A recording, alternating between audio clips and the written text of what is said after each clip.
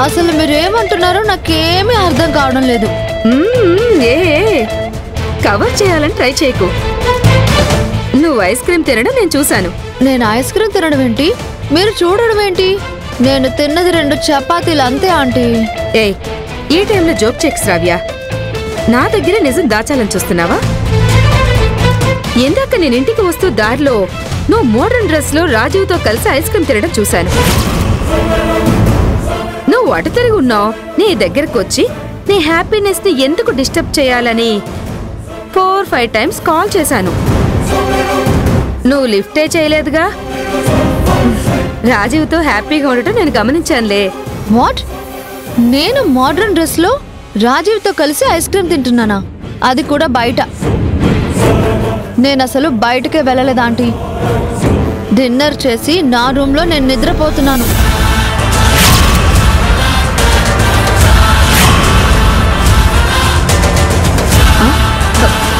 నువ్వు చెప్పేది నిజమా శ్రావ్య? నేను మీకెందుకు అబద్ధం చెప్తాను ఆంటీ? వాటర్ తాగదామని లేచి ఫోన్లో మీ మిస్డ్ కాల్స్ చూసి కాల్ బ్యాక్ చేశాను. మీరు రాజీవ్ని చూసి ఎంతసేపు అవుతుంది ఆంటీ? ఒక ½ అవర్ అయింది. ఆంటీ ఇంత ఖచ్చితంగా చెప్తున్నారంటే నేను నిద్రపోయింది చూసి రాజీవ్ జ్యోతులు కలిసి బయటకెళ్లారా? కానీ జ్యోతికి మోడర్న్ డ్రెస్ వేసుకునేంత సీన్ లేదే. ఆంటీ రాజీవ్ చాలా హ్యాపీగా ఉన్నాడంటుంది. ఒక అమ్మాయితో ఫ్రీగా, పైగా ఈ టైంలో ఐస్ క్రీమ్ తింటున్నాడంటే జ్యోతిని అయి ఉంటుందా? ఆనందమానందమదికే ఏ మందమొలికే ఈ నవ్వున గుండె గదికే వెలుగే వెన్నెలా.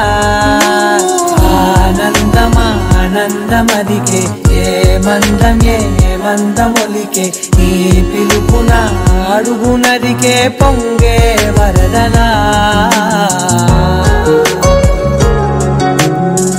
దొరబాబు, అత్తయ్య గారికి మెలకు వస్తే దొరికిపోతామేమో.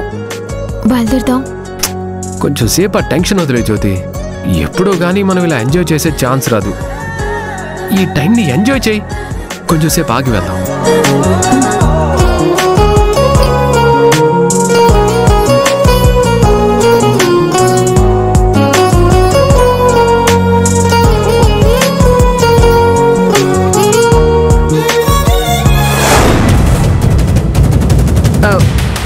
అయితే రాజీవ్తో ఉన్నది నువ్వు కదా శ్రావ్య? అదే కదా అంటే నేను చెప్తున్నాను. వెంటనే రాజీవ్ దగ్గరికి వెళ్ళి క్లారిటీ తీసుకో. సరే ఆంటీ, ఉంటాను.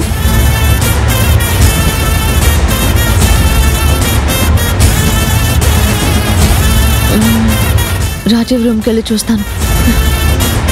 ముందు ఫోన్ చేద్దాం. మీరు కాల్ చేస్తున్న వ్యక్తి సమాధానం ఇవ్వడం చేయట్లేదు. అంటే జ్యోతితో కలిసి బయటకు వెళ్ళి నేను ఫోన్ చేసినా పట్టించుకోవడం లేదన్నమాట. I can't believe